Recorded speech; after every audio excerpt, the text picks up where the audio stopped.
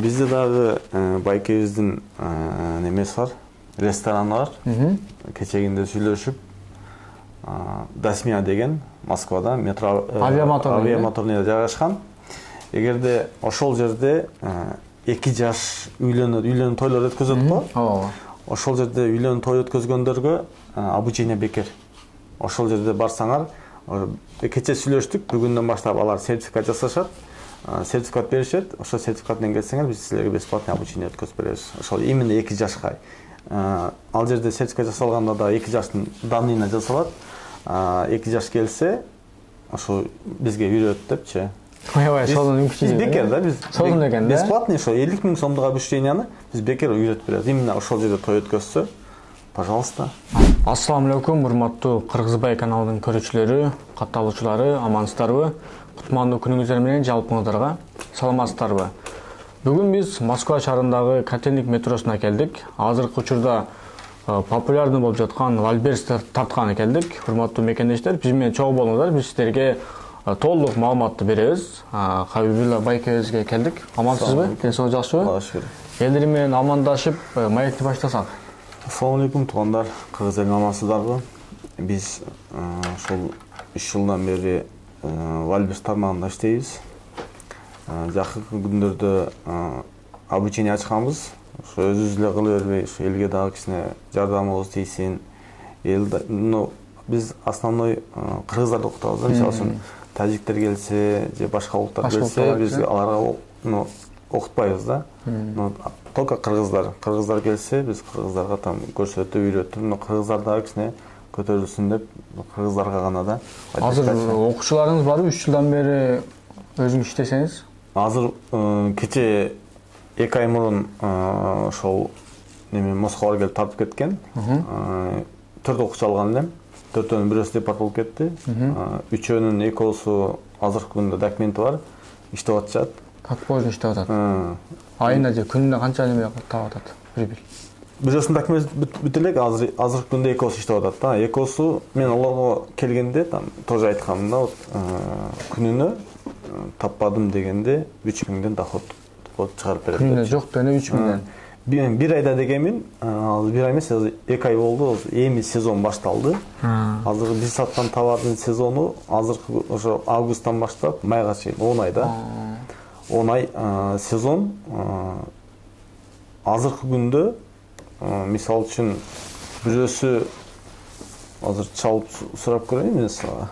Чалып эле сурайсызбы? Чтобы мен онун аккаунтуна кирип, бүгүн канча заказ алып кетипсиз деп сурайын. Саппат этетеби этпейби, ошону көрөсүңөр да. Алло. Көрүнгө аксаңыз. Алло. Салам алейкум, Нурбек ака, кандайсыз? Алейкум салам. Ден соолук жакшы, иштериңиз болуп атабы? Ака, Вальберсте иш кандай болуп атат? Вальберсте Кудайга шүкүр жакшы болуп калды. Бүгүн баштаганден бар. Акырындап көтөрүлүп азыр күнгөчө жакшы болуп. Ака, айтыңчы, бүгүн канча заказ алып кеттиңиз? Канча штук?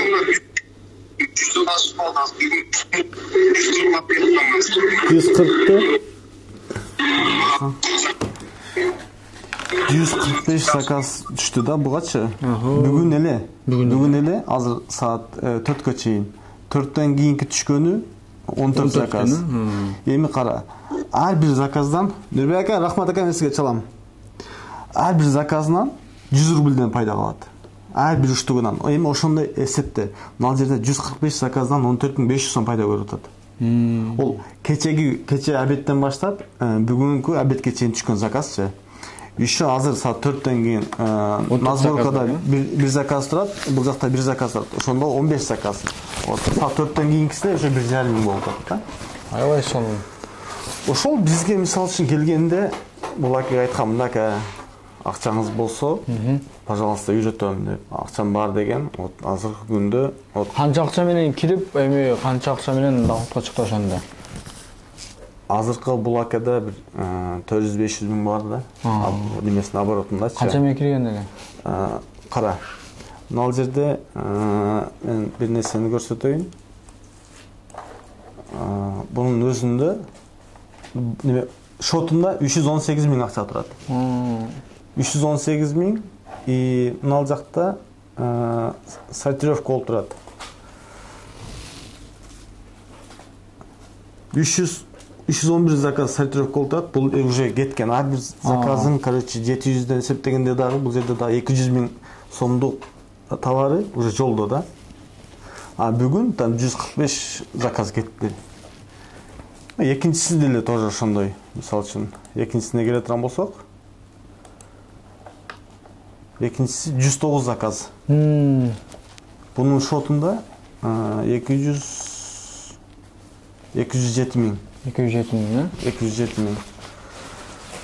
Ушул эгерде окуйм дегендер болсо, жок дегенде бир 200 миң акчамыз менен келсе, биз ону обученияга ала алабыз и окутуп күнүнө доход таппадым дегенде күнүнө 3 миң сом доход таба турган уровеньге чыгарып беребиз да. Болбоду дегенде 3 миңден иштей турган күнүнө 3 миңден 10 миңге чейин. Вот көрдүңбү, азыркы киши 145 заказ алып кетти. Кээде ошондой да болуп калат экен да. Будан да көбүрөөк болот.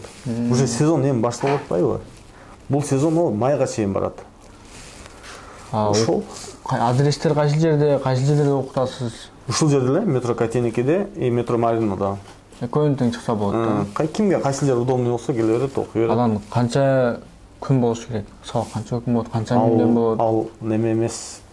Обучение 50 миң. 50 миң болот, а? Обучение 50 миң.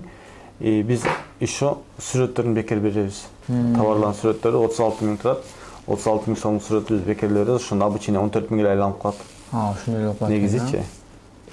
Анан кимге кайсы маал удобный болсо, кимге там түнү саат 12де удобный болсо, 12де деле күндүзү каалаган убакытта. Каалаган маалда келет, качан удобный болсо келет. Сиз өзүңүз офисте болосуз да? Всегда 24 саат ушул жерде. 3 жылдык тажрыйбаңыз бар экен да? Любой маалда звонок кылат. Бүгүн неметип үйрөнүшүм керек десе, келе берет. Бир нерсесин түшүнбөй аткан болсо звонок кылат. Любой маалда жооп берип неметебиз да. Онлайн барбы жокпу? Ошол боюнча сурагандар болот да. Кечелер бар да үйдө отурганда. Жок, онлайнда үйрөткөндө түшүндүрүш кыйын. Түшүнбөйт дагы. Анан бизге мисалы үчүн ошо мен 2 ай мурун реклама кылганымда мага 100 миң акчасы барлар, 150 миң акчасы барлар, даже 200 миң сомдук акчасы, 200 миң акчасы барларды мен обучение алган эмесмин да. Потому что олорду алып алгандан кийин олорго менин интересим жанагы 50 миң болсочу, мен давай аке хорошо үйрөтөм деп үйрөтүп коелум. Мага ал жерде эч нерсе жоготпойм. Просто мен ошол элдер да кичине доходко чыксын деп, доходко чыгыш үчүн канча акча алыш керек? Хотя бы там 200 миңден көбүрөөк акча алыш керек. Ошо мага биринчи келгенде мен 200 миң сом акчам бар дегендерди да алган эмесмин обучениягачы. Либо жерге барсын, 150 миң сом, 100 миң сом, 150 миң сом акчасы менен Вальберс баштайм десе, ал баштай албайт. Мен ушуна гарантия бере алам, баштай албайт. 200 миңге жогору болуш керек. Хотя бы 200 миң болсо, вот, пожалуйста, келсин, готовый товар. 9 вид товар бар биздечи. Биз мисалы үчүн немеден поставщиктерден, ошо көп жылдан бери иштешебиз. Поставщиктерден мисалы үчүн бир колготкини там 80 рубльден алсак, буларды дагы мен өзүмдүн учениктерими дагы алып барып тааныштырып коемун. Буларга дагы там бир үчтүк болобу, бир палет болобу, канча керек болсо, ошол 80 рубльден берет. Базар жакты да оптоо иштеши керек дейсиз. Полный өзүм алып барып, көргөзүп, тааныштырып, полный. Айтам, ушул менин окуучум. Аябай сонун. Мен өзүм мага канчадан берген болсо, буларга да ошол суммадан бересиң депчи. Буларга дайындап коем, алар жок дебейт любой время. Анан Вальберсте неметип атканда, баштап атканда, мисалы, бизге деле келбесин, анан башка жерге барып окусун, бирок окуп аткан жерде баштап атканда круглый год товар болуш керек да. Кайсы товар всегда болсо, ошол адамдын иши жүрүшөт. А бул товарлар всегда болот. Кээ бир товарлар там болбой калса, аларга штраф келиши мүмкүн, проблема келиши мүмкүн. Вот иштейм дегендер болсо, конкретно иштейм, сен обещать этип атасың, 3 миңден жогору доходко чыгарып берем деп атасың десе, вот келсин. Жок дегенде 200 миң акчасы болсун, келсин, үйрөтүп берем. Ошондо кандай кылат ушул жагында түшүндүрүп берели элге. 200 менен келгендерге үйрөтсөңүз кызмат акыңыз болот, анан же 250 менен келиш керекпи? 50 000 сабак берип, ошол жагында чыр берип коюң. Обучение өзү отдельно 50 000 турат. Обучение сабак чисто. Немеде окуучуда иштейм деп келген адамда там чөнтөгүндө 200 000 акча болуш керек. 200 000 акчасы болсо, ошондо ого мындай жардам берип, жол көрсөтүп немете аласың да. Көрсөтө аласың. Анан багы 200 000, 300 000 акчам бар, бирок жардам берип жага киргизем дегендерге отдельно иштешөбүз. Жок, ошолорго мен келсем үйрөтүп берем. Үйрөтүп бересиң. Андан да көбүрөөк акчасы болсо, андан да көбүрөөк доход болот. Анан 150 000, 100 000 акчам бар дегендерге жөнүндө окуп кой дегендергечи? Жок, аларга зачем? Мисалы 50 000 берип жөнүндө окугандын кызыгы жок да. Вот. Акча кылсын, кайта 200 000. Пожалуйста, үйрөтүп коебуз, көрсөтүп коебуз. Дагы кошумча маалыматтар барбы? Ошол Вальберс боюнча? Вальберс болсо складдар бар. Мисалы үчүн мынау 145 заказ иштеди деп атат го, мынау азыр айтты. Нурбек акачы. Ушул эгерде метро Котельникиде склад бар, эгерде ушул жерге тапшырганда, ол короче азыр мен мындай эсептеп берейин. Эгерде бул жакка тапшырганда 75тен көбөйтөбүз 145ке. Мен кошуптмун.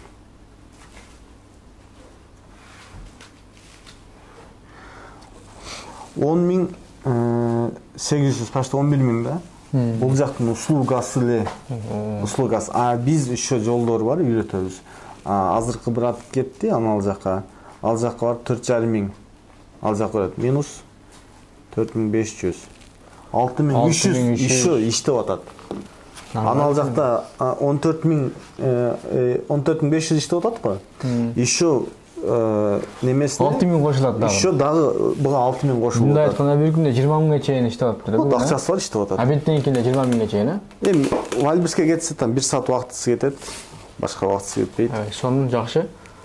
Мурдагы урматтуу мекендештер, кимде-ким ушу Вальберске кызыккандар болсо, бизнес баштайм дегендер болсо, ошо аракет качанга чейин ошо айлыкта жүрө берем, коем, өзүнчө болуп бизнес кылайынчы, аракет кылайынчы, бир көрөйүнчү дегендер болсо, анда Хабибулла байкеге кайрылыңыздар буюрса, айымдар, мырзалар деле өргөтө бересиз да, айымдар деле мырзалар кызыккандар болсо, главный. Бул жерде дагы бир нерсени айтайын да.